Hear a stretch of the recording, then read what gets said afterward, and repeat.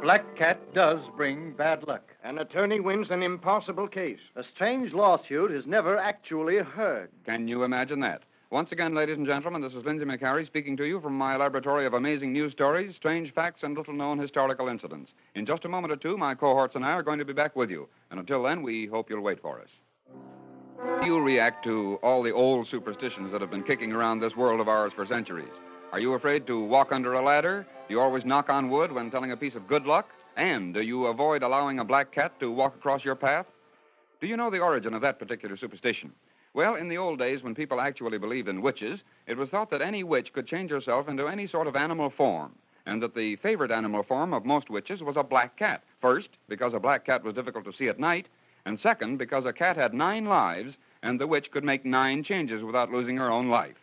But nowadays, we're not superstitious. Why, who says a black cat brings bad luck? I do. You count me in on that, too. Well, those 2 assenting voices might be W.G. Benton and James E. Spraggins of Atlanta, Georgia. And why are they so emphatic about black cats bringing bad luck? Well, it was on the 16th day of February, 1939, that Mr. Benton and Mr. Spraggins decided... Sure.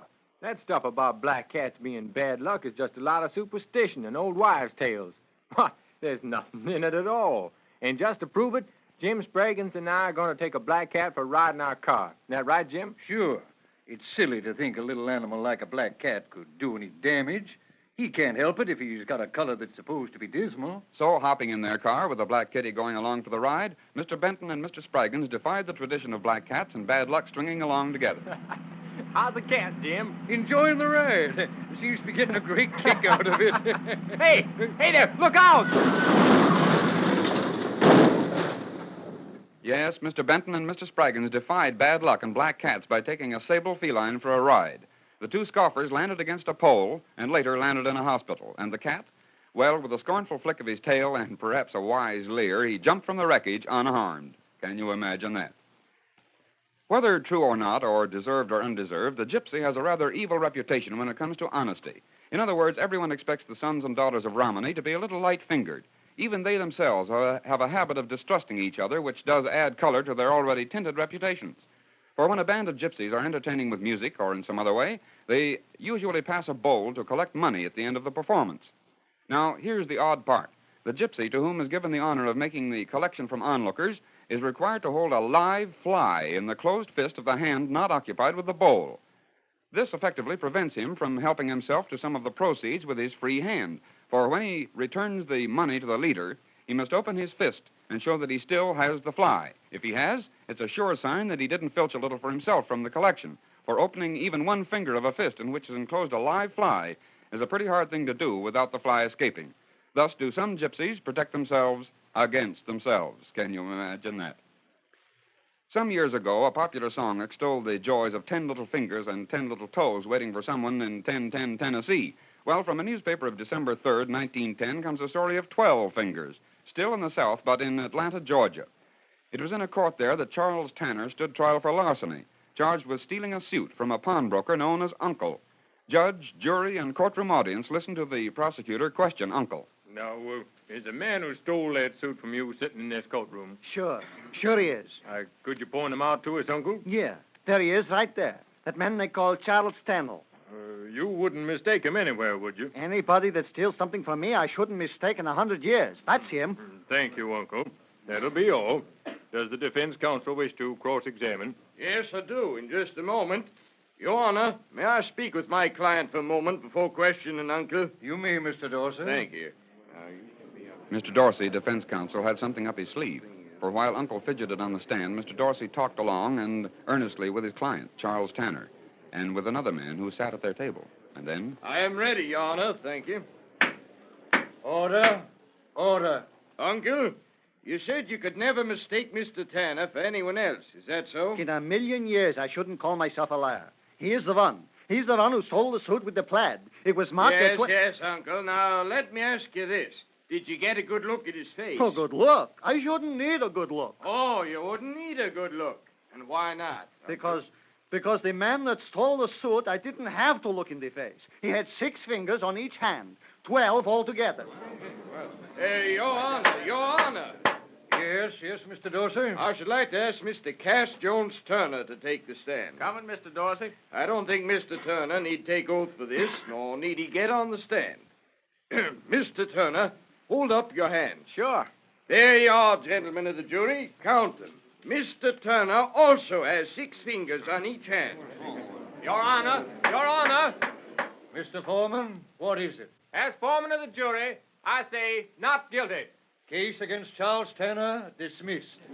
So came the sudden climax to the trial of Charles Tanner. It seems as though the sight of 24 fingers on 2 men was too much for judge and jury, but just enough for Mr. Tanner and his wily defense counsel, Roy Dorsey. Can you imagine that? And here's another strange case at law. Listen.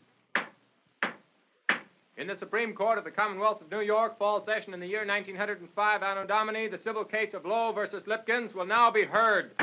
But will it be heard?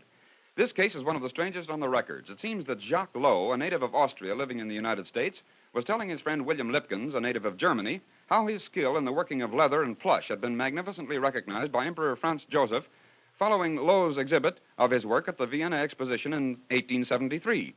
Well, the reaction of William Lipkins to this statement wasn't particularly flattering to Jacques Lowe and his handiwork. As a matter of fact, Lipkins gave Lowe reason to believe that he, Lipkins, doubted that the emperor had ever recognized the leather and plush work of his friend Lowe. This served as the first breach in a long friendship. Perhaps you're wondering why I doubted that this case was ever actually heard. The reason for that doubt lies in the fact that both Lowe and Lipkins were deaf mutes. And therein lies the motivation for the rest of this amazing story. Not long after the first misunderstanding, another deaf mute, Rudolf Janik, arrived from Germany to attend the World's Congress of Deaf Mutes in St. Louis. Just about this time, Jacques Lowe and William Lipkins started rival clubs for those without speech and hearing. Janik, after the convention, tried to join the society founded by Lipkins and was refused membership. Thereupon, Janik and Lowe got together, talked it over, in sign language, of course, and decided that William Lipkins had slandered them and instituted lawsuits. Lipkins countered with suits against each of the others, and this strange chain of circumstances had begun. One of the most surprising angles to this whole story is this.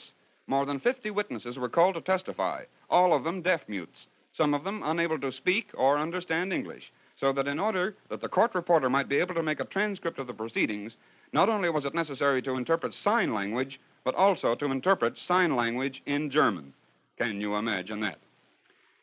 Comes now the time for you to get your Sherlock Holmes cap, your musical dictionary, and go to work finding clues to another musical mystery. You remember the Minute Waltz, composed by Frédéric Chopin?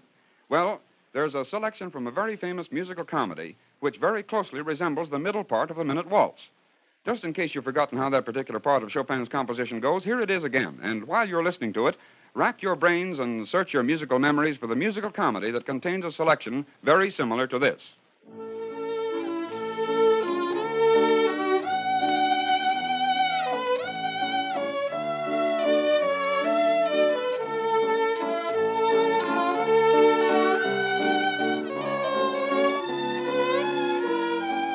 Did you get it? Or are you going to give up so easily? Well, we're not the ones to keep you in breathless suspense, or are you? Nevertheless, listen to Castle of Dreams, the number that charmed everyone when it was played and sung in that colorful, sparkling musical comedy, Irene. Listen to it and see if it doesn't sound like the middle portion of Chopin's Minute Waltz.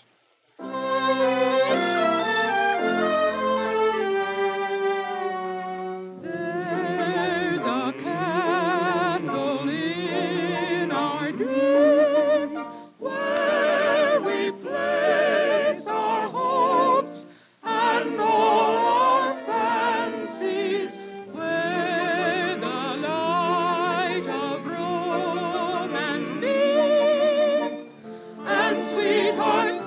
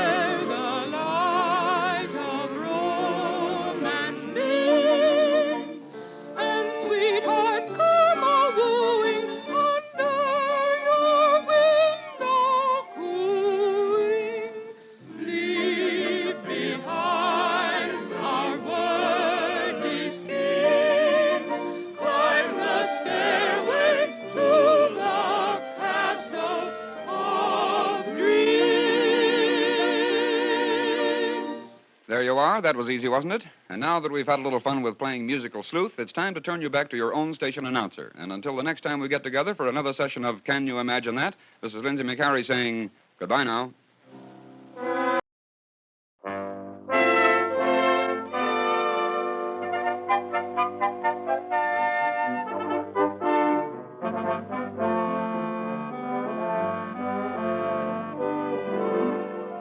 A man becomes his brother's father. A jury renders an impossible verdict. A letter travels 50 miles per hour in 1755. And with those three impossible but provable statements, we welcome you to another session of Paradoxes and Odd Facts to make you say, can you imagine that?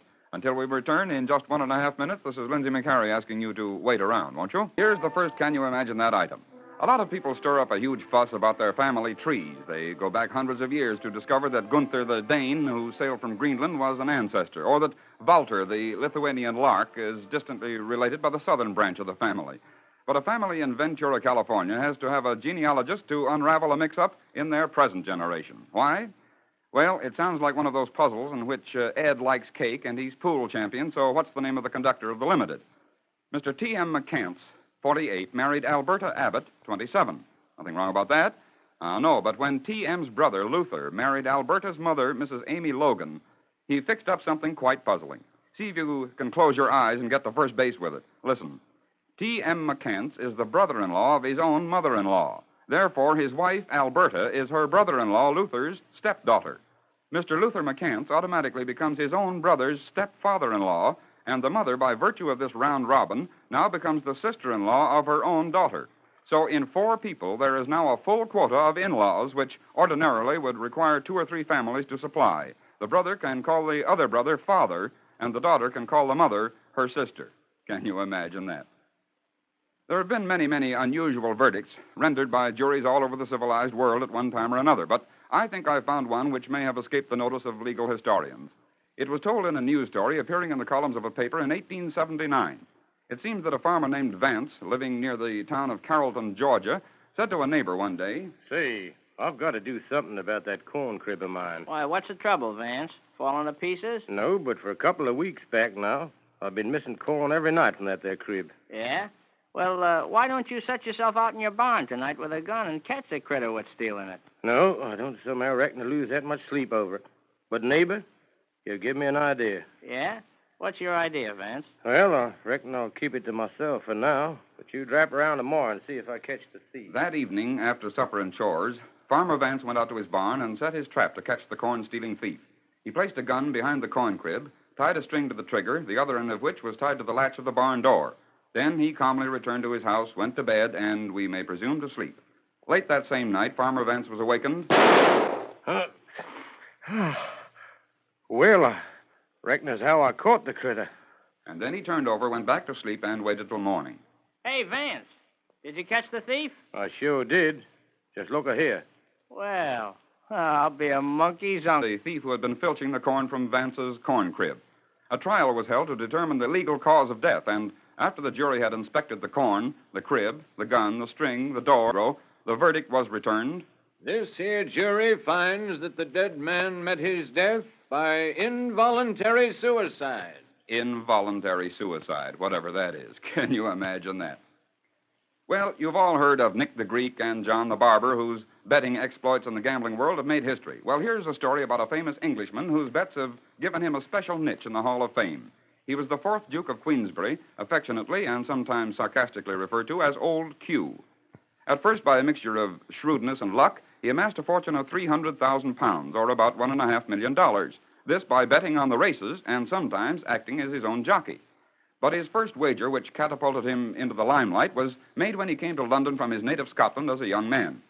It was in a sporting club that the young Duke was talking with some newly found friends. I say, it's impossible for anyone to go that fast with a horse. Oh, I don't know. Oh, my dear fellow, it's impossible for anyone to average that speed with a horse. Why, I'd wager that a chaise and 4 couldn't cover the course at 19 miles per hour. 19 miles an hour.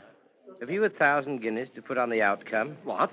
Did you say 1,000 guineas? I said 1,000 guineas. I'll wager 1,000 guineas that my chaise and four will cover the course at an average speed of 19 miles per hour. Done. Perhaps a foolish wager, which you lose, will teach you to be less sure of yourself. The wager was made. Now, the speed of 19 miles per hour in a chaise and four, that is, a carriage and four horses, was unheard of. But that didn't bother old Q. He had a specially constructed carriage and chose his horses carefully and won the wager hands down while the sporting world looked on amazed at the young upstart who could upset the dope bucket with such a resounding ring. Then in the year 1755, he wagered... but listen. My dear, dear old Q, you're absolutely fantastic. Some of your statements are ridiculous.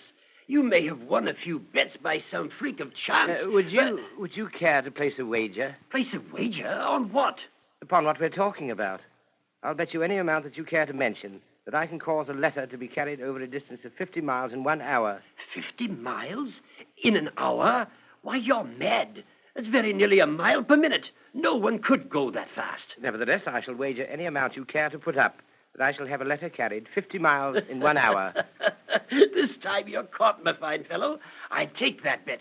We'll go to my banker now and draw up the terms. Remember that this bet was made in the year 1755, more than 50 years before railroads were even dreamed of, and when the automobile was something absolutely beyond the range of imagination. So how was old Q to get a letter carried 50 miles in 1 hour?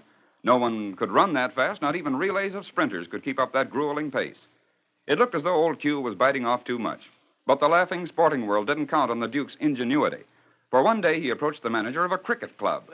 My good man, you're the manager here? I am, sir. What can I do for you? I should like to engage 20 of the best bowlers in cricket that I could possibly find. Thinking of starting a team, sir? Starting a... well, something like that. Yes, something like that. Well, now, if you'll just come with me, I'll show you the lists, and you can choose your man. What had cricket to do with conveying a letter 50 miles an hour? Well, old Q got a cricket ball and... And now, I want you to cut that ball open and enclose this letter in it. And you 20 men are to be stationed at intervals along the road. You're to toss this ball from man to man just as fast as you can. You'll be well paid for your trouble, provided the ball with the letter in it travels the 50 miles in an hour. And did old Q win his bet? You know he did. In fact, so fast was the ball tossed from expert cricketer to expert cricketer that the rate of speed was actually exceeded, and old Q again won a freak bet. Then came the time when the Duke's friends noticed that he was aging. Among themselves, they began to lay wagers upon his probable death day. Old Q heard about it, and instead of being put out or annoyed, merely said... Gentlemen, it has come to my attention that you are laying wagers upon my probable death day. Now, really, gentlemen, I'm not in the least put out about it, but I at least should have thought that you would include me in the bets. Since you did not do so, I shall. £1,000 that I outlive the most optimistic of the wagers. Well, come, gentlemen. £2,000 that I shall live longer than any one of you think. I'm 82 years old. Any takers? There were takers, and the Duke gleefully outlived the date set by the wager. In fact, not until he was 86 did he pay his last wager, and that to no man who could collect. Can you imagine that? And, well, yes, I guess it's about time to give you another chance to do a little melody sleuthing. Not long ago, a popular song came out written by the same writers as There's a Gold Mine in the Sky, Charles and Nick Kenny. The melodic pattern of the chorus is quite similar to an old hymn, which I'm sure you all remember, and inasmuch as the theme of the popular number is in a rather reverently religious mood, this similarity seems to us to be quite appropriate. Well, now I'm going to ask the male quartet to sing the first couple of measures of the old hymn. You listen and see whether or not you can ferret out the melody, and from it, the title of the popular song. All right, boys? On a hill far away stood an old rugged cross. Would you like another try? All right, once more, boys. On a hill far away stood an old rugged cross. And were you able to recall the popular song which those bars of the old rugged cross should bring to mind? Well, we won't hold you in suspense any longer. Here it is, and I'm sure you all remember it and love it. The Cathedral in the Pines. Daddy wore a happy smile when his bride came down the aisle in that little old cathedral in the pines. When a baby filled their nest, he was taken to be blessed in that little old cathedral in the pines. choir where the organ played each day, and he found his heart's desire in a girl who came to pray. Once again the wedding bells will softly peal, and while you and I before the altar kneel, I will hold your hand in mine as they did in old Lang Syne, in that little old cathedral in the pine.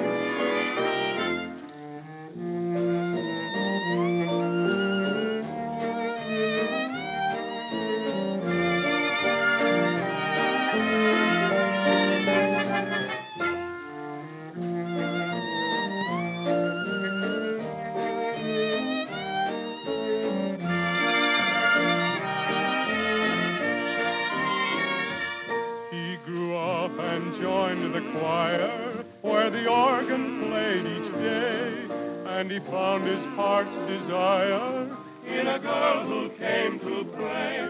Once again the wedding bells will softly peal, and while you and I before the altar kneel, I will hold your hand in mine as they did in old Lang Syne, in that little old cathedral in the pine. And now, once more, friends, it's time to turn you over to your own announcer. And until we meet again on the next session of Can You Imagine That? This is Lindsay McCary saying goodbye now.